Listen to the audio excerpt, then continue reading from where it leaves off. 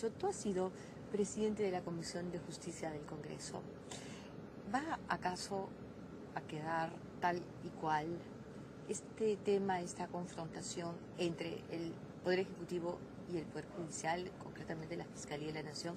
¿No debería el Congreso convocar al ministro de Justicia para que dé explicaciones? Sí, bueno, yo he estado como miembro de la Comisión de Justicia en algunas oportunidades y lo que debería hacer la Comisión de Justicia es invitar, como bien señalas, al asesor legal del presidente, que es el ministro de Justicia, toda vez que a mí me parece inédito las, digamos, actitudes que ha tenido el presidente siendo presidente de la República.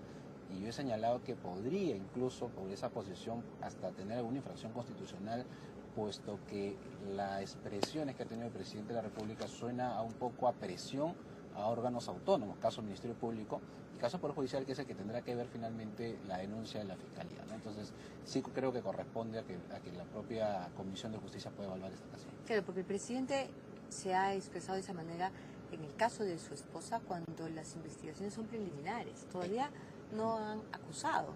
Y en el caso de Urresti, también. O sea, ya en el caso de Urresti hay un proceso tal cual, pero... En el caso de... ¿Qué pasaría luego si realmente Hugo Urresti, ¿no? En el caso de Urresti, que tiene todo el perfil de lo que fue Chávez en su momento, su actitud, su forma de atacar, su forma de maltratar a los medios de comunicación, o sea, tiene una actitud hasta bastante más fuerte de la que tenía Humala en su peor momento, que yo lo veo así. Presidente Humala sabía la denuncia que tenía sobre el caso del homicidio y así lo convocó como ministro. Claro, con la denuncia comienza en el año 2009. General Urresti en el 2009 rinde una instructiva en Ayacucho. Y además ya lo sabía. Los propios familiares, no es de ahora que él es candidato, desde que asumió el cargo y se hizo notorio el señor, empezaron a cuestionar que este señor Urresti tenga algún cargo en el actual gobierno. Y a mí más bien me parece, no que lo que el presidente de la República dijo, le parece extraño que al día siguiente que se inscribe, no, lo extraño es que sabiendo que tiene un proceso, sabiendo que la Fiscalía va a tener que dictaminar, más bien adelante en la decisión que era para 2 semanas. Urresti dijo, en 2 semanas daré la noticia, y lo hizo antes, y se inscribió antes. Entonces, más bien puede estar usando la idea de una postulación, más bien para victimizarse políticamente, ¿no? Ahora, esto puede también, de alguna manera, victimizarlo, pero el hecho concreto es que este es un órgano autónomo que está investigando un caso y ha planteado una denuncia correspondiente, ¿no? Entonces, ahí el presidente Humala debería tener un poco más de tino. ¿Cómo fortalecer a los jueces y a los fiscales que tienen, porque les toca, que investigar o denunciar casos de gentes vinculadas o del entorno del presidente de la República? ¿Cómo fortalecerlos? Porque claro, no solo debe ser difícil tener que asumir un caso que es o tiene que ver con la esposa del presidente o con el candidato del presidente, sino que además el presidente ha hecho expreso su enojo y su advertencia, ¿no es cierto? Le ha dicho salvaje, loco a uno. No, inaceptable. Inaceptable, por supuesto. Lo que está haciendo... ¿Cómo proteger a esos jueces, a esos fiscales? Bueno, ellos están protegidos por la ley y deben saber también los fiscales y el Poder Judicial, y por eso es bueno que la Comisión de Justicia convoque al ministro, porque viene la advertencia del otro lado, más bien, de que los fiscales y los jueces tienen que actuar conforme a la ley y ellos van a tener el respaldo justamente del poder político que viene a ser el Parlamento.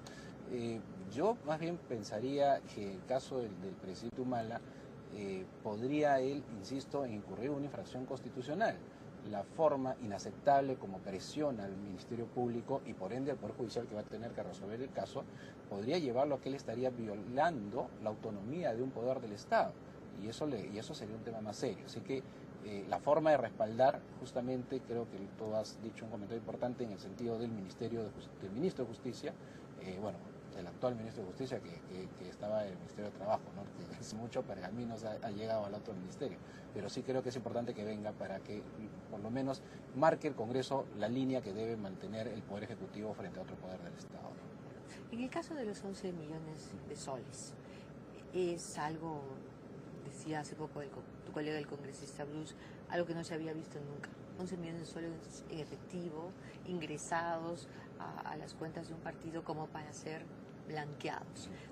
En ese caso, ¿debe o no debe actuar la Fiscalía de oficio y empezar a investigar? Totalmente. la plata y las firmas, ¿no? Porque el señor Santos, el ex congresista, ha denunciado que han falsificado su firma, ¿no? Al comienzo parece que él la estuvo defendiendo, pero después finalmente ha denunciado. Y yo recuerdo que hubo hasta, claro, una falsificación de firma para inscripción. Pero aquí lo que tiene, o lo que tenemos en evaluación, es probablemente hasta documentos que son declaraciones juradas. Cuando uno emite un informe de aportes al poder, en este caso al Jurado Nacional de Elecciones, al Poder Electoral, está haciendo una declaración jurada. Y eso es una falsificación de documentos si es que estas personas que han entrevistado dicen que nunca han aportado esa cantidad de recursos. Entonces, ahí amerita también una investigación y que la propia Fiscalía actúe. Claro, si la Fiscalía no actúa, ahí es donde entra a tallar la actitud del presidente Humala frente a las presiones que hace sobre el otro caso. Entonces, ahí digamos, la fuerza de la ley que deben tener los jueces y fiscales debe estar respaldada por la decisión política del Congreso de la República. Y en el caso de la unidad de delitos financieros de la SUNAT, porque aquí son aportantes que en efectivo entregan $20.000, $50.000 al cambio de la época, que se convierten en 50 y tantos mil soles, en 160 y tantos mil soles. Y todos son, además, muy organizados los aportantes, ¿no? Porque varios de ellos, por grupos, por bloques, ya a los montos máximos que tienen, ¿no? Toditos. Ingresan lo mismo. ¿No debe, acaso, la Unidad de Inteligencia Financiera investigar a los aportantes? La Unidad de Inteligencia Financiera de la Superintendencia tiene ese rol, ¿no? Y claro, lo que pasa es que en la medida que la Fiscalía le pida más bien el informe, de oficio debería hacerlo, porque la UIF ha investigado documentaciones que nosotros hemos visto en la Comisión Orellana, por ejemplo, nos ha traído informe, entonces de oficio debería hacerlo. Sin embargo, creo que la Fiscalía es la que debería actuar mucho más rápido ahorita, porque sí existe evidencias de algo que no ha sido cierto, que son las declaraciones juradas, que son documentos de declaración jurada, o sea, no es que informa un tesorero y dice tanto recibir. Eso es un incluso delito de falsedad genérica que podría incluir a los que han estado involucrados, ¿no? Pero la Unidad de Inteligencia Financiera finalmente puede estar de soporte frente a la denuncia que haga la Fiscalía. Y si la Fiscalía no denuncia o no investiga, ¿qué se puede hacer desde el Parlamento? Bueno, acá ha habido comisiones investigadoras por caso de firmas falsas para inscribir partidos. Aquí hay aportes falsos, o mejor dicho, aportantes falsos, ¿no es cierto? Aportantes fantasmas. Siempre es bueno evitar politizar para que no sirva de excusa, pero yo creo que la propia Comisión de Fiscalización podría solicitar a la Fiscalía que actúe, si es que no quieren verlo directamente en el Congreso, ¿no? Porque ya estamos viendo algunos, como 3 o 4 comisiones relacionadas, que creo que es lo que muestra a un Humala y a una Heredia, una señora Heredia, muy fastidiados, muy molestos, yo creo que un poco sin saber hacia dónde ir, y son la cantidad de denuncias que estamos viendo. Este gobierno está plagado de denuncias de corrupción que involucra directamente a la pareja. Ahora, viene la última legislatura, ¿no es cierto? Y va a ser un año sumamente intenso. ¿Quién debería presidir el Congreso?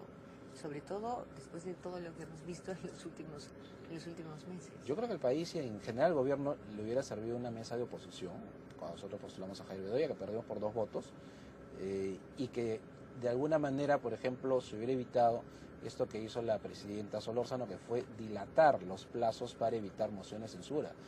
Hemos visto cómo la presidencia del Congreso quedó como una mesa de parte del Ejecutivo, pero encima de mala forma, porque la presidenta del Congreso trató de llevar el caso de la ley del empleo joven hasta el último día, y el propio presidente Humala le jaló la alfombra convocando una sesión extraordinaria del Congreso, ¿no? Entonces, yo creo que debería, por el 5º año, que es el último año, y para hacer una transición tranquila, tener en manos de la oposición la mesa directiva, porque hemos visto que en los 4 años, más allá de la desastrosa gestión de Bogotá, Sotaro, fuera de ellos, desastrosa me refiero en lo poco eficiente, el manejo político ya grosero, porque cuando ha habido presidentes del Congreso que pertenecen a un partido de gobierno, se entiende que hay una vinculación especial, pero ya cuando el Congreso como institución empieza a agacharle la cabeza al Ejecutivo, ahí la responsabilidad del presidente del Congreso es clarísima, ¿no? Es clarísima. ¿Qué posibilidades hay que en esta legislatura se pueda realmente abordar